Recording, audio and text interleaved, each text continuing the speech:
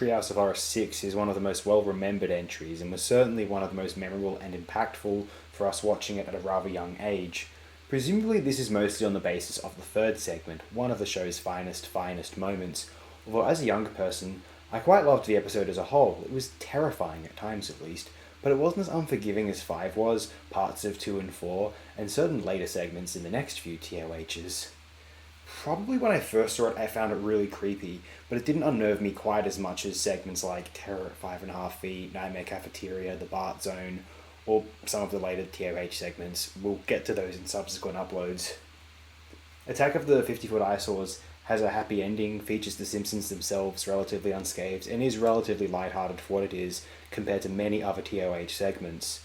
One of the least scary while still being creepy and unsettling, and very funny to boot, with the aforementioned happy ending to tie it all up. Not one of the most very impressive of TOH segments, but utterly entertaining, well animated, and consistently funny. Whenever I watch this one, I have a good time. Just don't look. Just don't look. I want that song to be played for these morons in the present day who get way too caught up in being annoyed at certain vacuous political expressions. Please, just don't look. Just don't look. Don't give them attention, and they might actually just go away, as most of us all want. Now, it is worth mentioning, the following segment was definitely one that petrified me when I was young, one of the most creepy to me at that age, though its happy overall ending and perhaps just consistent enough exposure to it.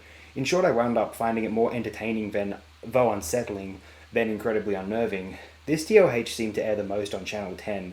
I do not know why. Maybe they liked the episode. The third segment was utterly beyond iconic. Still, it has many terrifying moments. The most vicious is Martin Prince's death, but also the flashback of Groundskeeper Willie's death, the evocation of the chilling score when Bart enters his dream to battle Willie, him rising out of the sand trap. Completely scary to a kid who doesn't know the ending. But when you did and rewatching it, it wasn't as nightmare fuel as 5.5 Feet, Clown Without Pity, Nightmare Cafeteria, or even Shinning. But even as a kid, just knowing the concept of Nightmare on Elm Street was traumatizing. He kills you in your dreams, your nightmares? Fuck, those are scary enough as it is.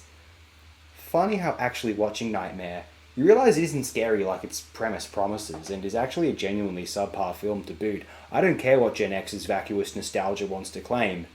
In any instance, Nightmare on Evergreen Terrace was and is a masterpiece, one of their very best segments, one of the scariest, especially on first viewing as a kid.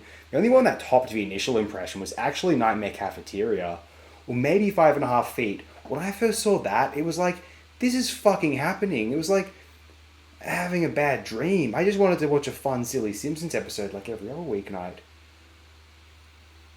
In any other Treehouse of Horror, Nightmare on Evergreen Terrace would be the easy pick for best segment, although the final, most well-known segment gives me much great pause. Actually, it's worth mentioning, there are a couple of other later Treehouse of Horror segments, which were definitely fucking terrifying for me as a young person. We'll get to those a little bit later in this series. Anyway, Homer to the power of 3. Whooshka. There's a case to be made that this is the best thing they ever did, in terms of animation, in terms of existential affect, in terms of suburban American reactions to spontaneous phenomena. The music, the visuals, the unsettling conclusion, Bart's determined bravery to save his father, and his narrow escape from being sucked into the void, now living with the memory of a dimension collapsing and taking his father with it. Homer's frustration and ignorance of the physical laws of an unknown to him realm engenders its destruction and his disintegration and re-emergence in our recognized reality. One of the finest moments of pre-21st century optimism techno-aesthetically, fused with that cozy 90s existential bleakness, comforting in retrospect as a sign of societal suburban stability, Homer Free is a masterpiece for all of time, forevermore. And nearly 100 years old, dry as The Passion of Joan of Arc, recently discussed for this channel, has more than stood the test of time. I do think that Treehouse of Horror Simpsons episodes, especially segments such as Homer Cubed, or the previous season's Time and Punishment, possibly the third season's If I Only Had a Brain, will endure eternally. That young kids that now are still getting into The Simpsons or at adolescent age is a testament to its consistent power, as the 90s comes to continually represent a Matrix-esque ideal of human societies at their peak. The Simpsons was cozy yet deliciously subversive popular entertainment. Even into the 2000s, our school teachers hated The Simpsons, and that's not getting into what they considered of South Park or the newly emerging Family Guy. Our parents were pretty cool with The Simpsons, but not South Park, and our dads loved Family Guy because it was about their generation effectively, and our mums utterly hated it with a vengeance. AOD, I taped that show you asked me to tape. That baby was being very mean to his mummy. I notice a lot of younger people love Family Guy as well, and whilst I liked Family Guy quite a bit when I was younger, I remember when season 4 aired here, it was a complete revolution and threw me for a loop. Chicken fights, excessive Star Wars references, aggressive surrealism slash absurdism, and much, much ruder and darker than The Simpsons or Futurama. However, I did grow tired of the show the more it aired, the subsequent seasons, many subsequent seasons, much as it became apparent that The Simpsons had in retrospect and then continually gone downhill after its 10th season. I say 10th season, some put it earlier, I place it right there. I can safely say now that if I was exposed to Family Guy now for the first time, I don't think I would care much for it.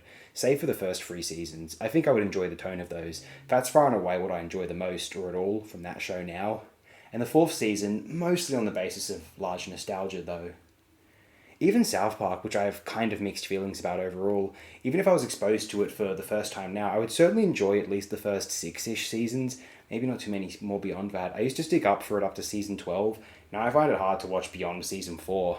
I like the early ramshackle stuff way more so, personally. Whatever the case, The Simpsons would be the best of them all, were it not for its younger sibling Futurama, of course. We'll continue that retrospective soon. We moved a bit further away from where the co-host of that series is living, so it is less convenient for us to visit one another to watch and record those shows. But I'd like to get it done soon. We haven't got too much longer to go anyway, and it's all brilliant stuff in that 4th season, definitely. Anyway, we'll close it here. Thank you everyone, and good night once again.